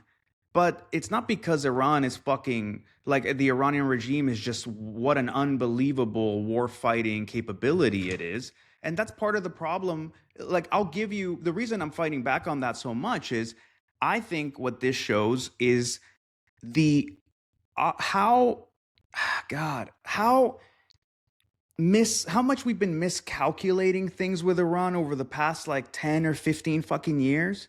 Because we could have taken this battle before, right? Like, we've been keeping the Israelis from going at Iran for however many years. And I'm not saying that we needed to proactively go and hit them, but once you get Hezbollah off the board, this is clearly a very manageable operation, right? Knock on wood. It's easy for me to say. I'm not the one fighting in there. I'm not, putting my skin in the game. But I'm just saying, like, I think it's pretty clear that the U.S. and Israel can take on Iran just fine, right? The concern was always, oh, their force projection in other countries. What are the Russians going to do? What are the whatever, right? Like, so the issue that you have, and it is the same that Gabe glibly is putting in the chat, is the and then what problem. And that's all I've been focused on this. I don't think there's any scenario in which the Iranian regime is still standing after this. But the question then is, what the fuck happens then? Like, what is the humanitarian crisis and the failed state and the, oh, okay, it's not this religious mullah, but like this other group of absolutely reasonable human beings that are going to take this shit over? Or is this a vassal state of some country that does not want to fucking deal with it? This is the kind of underestimating we've done to the North Koreans, the kind of underestimating we did. Like the Taliban was supposed to be a few guys in a cave, right? They're now running Afghanistan. They were a few guys in a cave. They're just out of the fucking caves, and we left them like $1 billion worth of weapons. So they're having a wonderful fucking time. But they're still a bunch of dudes in caves. They were. Fair enough. How about Cuba? How is Cuba nowadays? We're becoming a geopolitical podcast, and it bores me to death, to be honest. That bores you to death? No, let's talk about cyber. Microsoft and Fortinet and whatever doesn't bore you to death? Like, it's just... Jesus Christ. Fucking So, by the way, Cisco dropped some CVSS 10.02 of those yesterday. One is an RCE. So it's just like those stories. That's the thing, right? Those stories are now become like commodity stories that we don't even talk about. There's ODay exploitation happening against VMware ARIA for operations right now. They just announced it yesterday. Cisco is announcing like some of the most critical bugs, and we're just like, It would be surprising if they didn't announce anything. Like, Yeah, that would be like, strange. no What's bug? going on? No bug? No bug? Any You on comments on vacation? the Dario interview and Oof. turnaround and leaked memo and what it means for supply chain things? Or again, Oof. that's just not a thing we don't want to touch. I Why mean, is I don't Dario know. doing that? Why is he doing that? I People think are too emotional, man. People are becoming way too emotional in these things. And where's the PR people in these companies to like? there you go. You know, Look, I think I hate this, man. Like, I am a huge Anthropic stan right now, and Claude is better than than ChatGPT by lengths. I mean, Claude Code is like my life right now. I live on Claude Code, and I love the absolute shit out of it. And I'm like contributing stuff to like I'm open sourcing configs and shit for folks to use. I hate to see what's happening to Anthropic. At the same time, I watched that interview and it was fucking painful. It was a complete failure of media training. It was a complete failure of PR, crisis comms planning. The whole setup was wrong. You got, like, I don't know who the journalist is, but the level of questions that you're getting are not really The choice of where to put him in front of is just like, where to put it, but most importantly, once you put him there, how on earth can you willingly put a CEO in that chair to discuss the entire problem in the framing that the other party is putting on you? He spent like, I don't know, 40 minutes trying to argue his way out of being unpatriotic and like telling the US government what they can and cannot do. Like, it was every mistake that media training tells you not to fucking get into from the fucking beginning. And I think it's really telling that he says, hey, this has never been applied to an American company, right? Like Only to this kind of thing. Kaspersky. Oh, has only been applied to Kaspersky. And the three of us are sitting there. And it's like, well, having been in there when this shit happened, let me give you a lesson, Dario, on how you talk about these things. You cannot start the interview and end the interview entirely trying to defend yourself. defensive. Yeah. Like, you will never win. All you're doing is giving them a plethora of sound bites to support their position because you are there making it seem valid by arguing against it. He should have shown up and said, I really don't understand where the wires are getting crossed with the Department of War, but we're more than happy to talk with our counterparts in the administration and clarify that our concern is that the technology is just not ready to do these things. And therefore, we think it's appropriate to let them know that we're not providing a product that we think is in a place to do these things. That's his strongest position. And the day that it is, we'll be the first ones to let you know. But let me be clear that it's going to be such an economic boon in its success that the last thing you're going to care about is its applications for war. and you sign that off with a gold brick that you mail to the White House saying, Yes. "Sorry, Daddy Trump," Yes. and you One, just two send it gold out bricks. there. Never did we mean to do that. It's like the Claude logo in Gotta gold. be better than.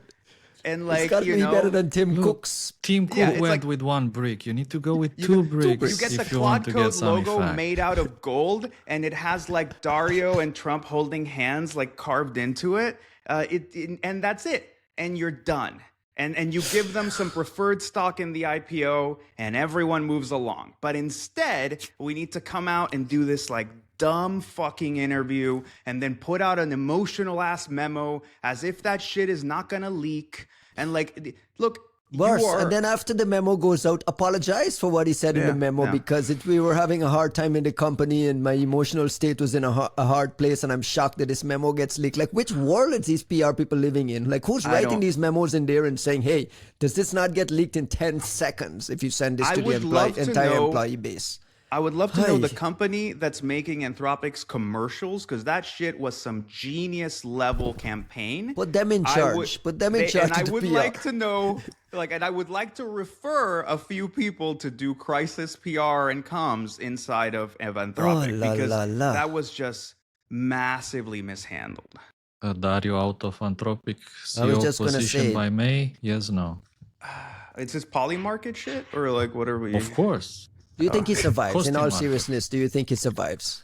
I want I Dario don't to think he survive. I don't think he survives. I think, look, I want Dario to survive, and that clearly he's like a conscientious person who's really engaging with these things, who's just not got the polish to be playing that level of businessman. And that's okay, right? Like, you want him there. Maybe CEO isn't it? Maybe CTO is it? If I were at the helm of Anthropic right now, you know what I would do? I would go, hey, Dario, and whomever else. I don't know what the leadership of Anthropic looks Take like. a break. No. Hey, we talked to Sergey and Larry, and they showed us what it looks like to have these super majority shares. You guys you're never going to be outed. You are never going to be without a voice in your company, the same way Sergey and Larry were.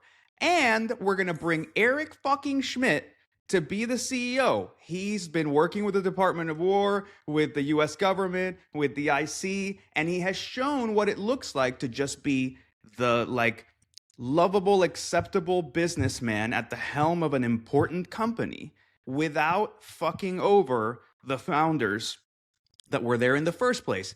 Go dedicate yourself to the technology. Go dedicate yourself to guardrails. You're not going to get fucked. No one's here to undercut you. But let somebody who is like the proto businessman handle this shit for you. And in that scenario, we're fine. Because I don't want to see an Anthropic where Dario isn't there. I don't think that's a win. Let me I ask think the other question it's a though. win to Isn't keep it? him, for sure. It's a win to keep him, but probably not the CEO. I think he'll be out from the position of CEO and do Why though? probably Why? Do you think that everyone investor should pressure. kowtow and bend over to whatever the government is bullying them with? No, but the world works to follow it. It just follows the money, and the investors will force him out. It's my opinion. They'll replace him with a more politically savvy person, somebody who knows how to navigate the murky waters of Washington, D.C., who answers the phone, who brings the gold bricks to the White House together with the American flag. I don't know, who drive a Cybertruck because it's fashionable and it's the right thing to do at the moment. And I mean, look at Sama and what Sama said. He said, I don't think technology companies should be dictating the AI policy, but instead, I think that elected officials should be dictated. So he's just outsourcing responsibility his for brick. everything. Yeah, but he's smart enough. Obviously, he's more savvy into this world, or just has better advisors, or he's got, I don't know, Satya and Adela advising him or telling him what to say and how to approach things. But I think either way. Sama- We've talked about Dario. this. Sama already got in hot water, I don't know how long ago. And back when, I don't remember, in this sort of forever year we've been in, but back when Elon was trying to drag Sama into a political fight, if you remember correctly, Sama all of a sudden changed this tune and very expertly suddenly just like sidestepped the whole fucking thing. It was, I don't remember what he said, but it was something along the lines of like, oh, the wisdom of this administration will figure out what it is they want to do with us and we'll talk then. And he just like walked away. And Elon kept trying to bait him into this problematic situation, and Sama just didn't take the fucking bait. And that's the kind of savviness that like that's like base level neutral savviness, which is knowing to just stay the fuck off the ring because you're not going to win. You are not going to win. I don't care if you like this administration, if you don't like this administration, if you whatever. At the end of the day, if you want to be a corporation functioning in America right now, you have to know how to play with the incumbent administration and then whomever comes next. And that doesn't mean that you have to do everything they want, but you're not going to win by publicly opposing them. You're just throwing down the gauntlet to get, shook down or worse. So I love Anthropic. I love their product. I want them to succeed. I want them to do well. I want them to give me more Opus credits. But I don't know that I can, like, clearly they need to get some savvier folks in the room and stop this policy of candor. Candor is great for building trust, but it alone is not going to win you the battle. In many cases, it's going to be the thing that's going to lose you the battle. So you need to get somebody in there that actually knows how to talk this language. Will you advise condor, less candor. Dario for Opus credits? Would you advise Dario for some extra Opus credits? Let's do a quick Magic Money segment before we close the show this week. We got news from the FBI director last night that this kid, do you remember this this kid whose father was working at like the company that was responsible for managing the crypto for the U.S. Marshal Service? He allegedly stole $46 million in crypto from the U.S. Marshal Service. He was arrested in Saint Martin last night by the French police down there. And linked to this thing. Remember the story, Costin? This was the Zach XBT had seen him boasting and showing like he was rage baited into like showing up some things. And he just got caught there. Anything you can tell us about this case? I thought it was interesting that even the FBI director shared some photos from the arrest, and you can see like a number of devices there, like. For the geeks, you can see there's like a number of treasures, there's some YubiKeys, and a lot of cash, I think, US dollars, as he obviously converted some of that crypto into cash. I mean, it's a sad story in the sense that I'm sure that his father was probably doing all the right things. Again, for the context, his father was this U.S. government contractor that was managing seized money, and somehow he probably just managed to hack his father or got access to some of the things, laptop that his father was using. How fucking sad is that story, that is bro? Super sad. Like to raise somebody like who does that to you, I think it's super, super sad. And not Probably only had passwords written sad. on some sticky paper in the office at home, right? It's like, or just memories of the Morris worm, correct? Like Robert Morris was probably in the same situation, correct? I don't know, man. I know nothing about the Morris, like the actual story of like how the Morris worm played out. But I dream that this man was going home and teaching his son how to like create exploits because it was just like a cool father-son bonding thing. That's my healing fantasy. That's what was happening, and then the kid just applied himself, right? Like that's my dream, but I don't really know. I don't know anything there. Super sad, and I think he was really stupid in how he got rage baited, how he, to show his wallets, and then he tries to poison some of Zach's wallets with stolen funds. Like these kind of techniques, obviously they don't work. Everyone can figure out what's going on. A very sad story, but I'm happy that they managed finally to get him, because I mean this was known since December at least. And everyone was wondering, how is this guy still not arrested? How is he still walking around? And how come that money have not been recovered just yet? So it's good that finally, people paid attention. And the fact that the director of the FBI actually posts on X about it, to me it shows like this is an important topic. Obviously, it's kind of tough for cryptocurrency investors at the moment. It's the weather is bad. It's almost half from like the highest exchange rate that was achieved back in January, I think it was. So maybe not the best time nowadays, but we'll take a win. Everybody will take a win. The FBI director published photographs of like a suitcase of money, including a photograph of the kid in handcuffs kind of walking around. I tell you, man, whenever they finally throw the book at him, he needs some extra time for that haircut, man. For the haircut? Like, yeah, I mean, like, these kids running around looking like... What is a Russian cybercriminal look? Like, what's going on there? Like, all right, close the show with some shout-outs, guys. Juanito, what you got? Juanito. Shout out to this guy's haircut. No, I don't know, man. You always catch me off guard with this shit. I'm excited for Reverse. I am hoping to go talk to some of the folks out here, and frankly, like, I'll be honest with you, I'm getting a little bit of a. Wait a second, we might have some breaking news here. Oh, Tell us what. OpenAI Code Execute is now in research preview. Today we're introducing Code Execute, our application security agent. It builds deep context, blah, blah, blah, blah, blah, how it works. Is there something that we can actually download and play with? Formerly known as Aardvark, Code Security. Mm-hmm. This was just announced March 6th, so it was just announced today.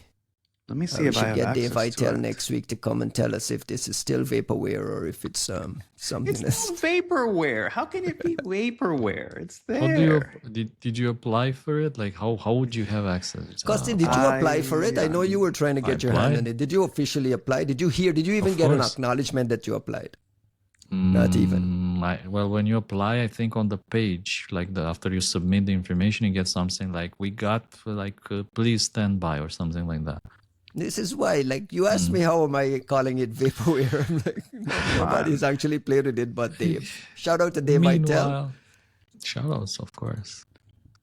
Meanwhile, you can use Grok, right? Sure. No, come on, guys. Like, this is parody with what Anthropic had dropped recently. That killed the stock market. Yeah, which, I mean, that in itself is like a mark of mania and kind of complete ridiculousness. But I'm glad to see OpenAI dropping this because they've had the capability. We've known about the capability since like RSA last year. So it's great to see it starting to make its way out into something that folks can use. And look, Codex is a very capable model. I think that what's missing for Codex is mostly to do with the way that it's being harnessed and the way that it's being provided for people to use, which doesn't have the same kind of user experience that Claude Code does. But the model isn't deficient. It isn't like it's not able to do the things that Opus can do. It's just you kind of have to do way too much work yourself to get it into the same, productized level of capability. So things like this, I just think there's a different workflow and experience that OpenAI kind of has in mind for some of these things. And I think that comes with maybe being not entirely enterprise focused, right? Like there's a lot more of the consumer side of it.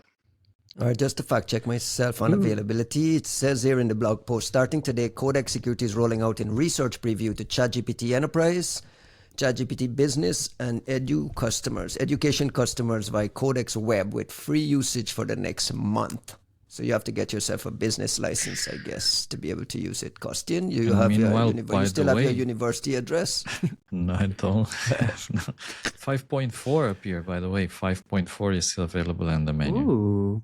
I don't know if you've seen it. Thinking so there's 5.4. things dropping and happening as we're recording. You see?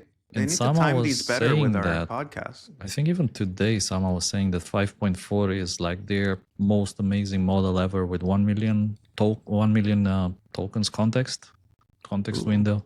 I have 5.4. Oh, all There right. you go. There are your shout outs. Okay. Yeah, Shout outs to good. OpenAI dropping Shout out stuff to for us. OpenAI. They're Dave doing all the right Vitale. things.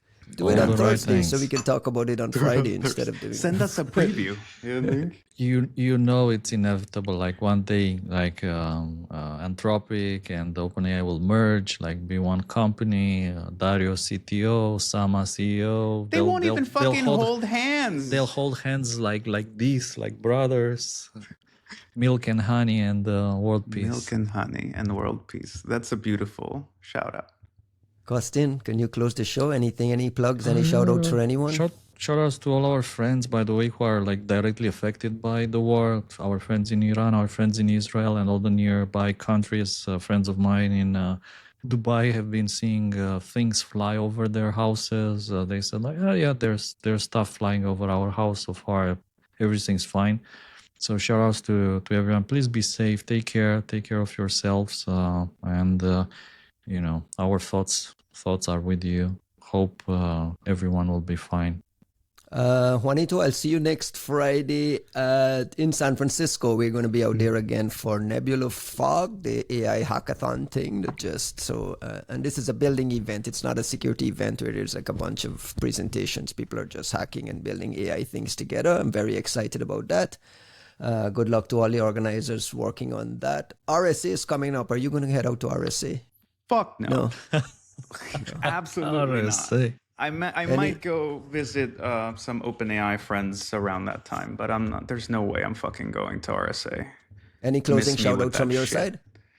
Honestly, so what I was trying to say before the breaking news is that I kind of starting to feel like I've been criticizing the VCs a whole lot and kind of bitching about like, hey, you know, you need to change your investment strategy. Part of the problems here are coming from, you know, the VCs not Don't do really. an about face. No, I'm not doing an about face at all. I think I'm kind of trying to maybe get a little deeper into what I mean by that. So one of the things I find myself doing out here in Reverse is like starting to talk to some of these like startup founders, and like actually listening to the experience of what it's like to start some of these things and what it takes to build a company in security these days. And I'm mostly just fascinated by like a lot of the people I meet are like allergic to the idea of taking any VC funding whatsoever. They're all trying to bootstrap their companies, or they're trying to use like DARPA grants as much as they can. And then the theme is, and they all have revenue very quickly. They're all in like a very manageable state of like survival and capability that we don't see with any of these other startups. So I really think that there's something special that can and should be happening right now in the security space as far as investment goes, if VCs can just change their core thesis away from the hype bullshit into actually building real companies. Like there's something happening there that's just like, it's not even under the radar. It's just being ignored because it's not speaking the language of what folks are used to or expecting in the investment space. And there's real money being left on the table that, I mean, I'm happy to see it go into the pockets of the actual practitioners in the security space, but I just feel like we're kind of fucking up here. Like we could be deploying our resources a lot better. So that's a thesis that I'm kind of exploring, and I'd love to hear from some folks like Chris Neckar and others who are like much more experienced here, Sid Traverti, whoever wants to talk, just to understand like, am I totally off base here because I just don't understand the investment space? That is an absolutely likely and valid thing. Or is there an opportunity here that we're just not seizing? We should get Sid to come and hang out on it. We should do a VC episode one day. Maybe during RSA. When Costin is not around. I'll put you to sit with a bunch of VCs to record an episode. Anywhere That's our show RSA. for this week, guys. Thanks to all the folks who are hanging out and fact-checking us in real time. We are being recording for just about 2 hours, so that's a perfect way to end it. We'll catch you next week. Take care, guys.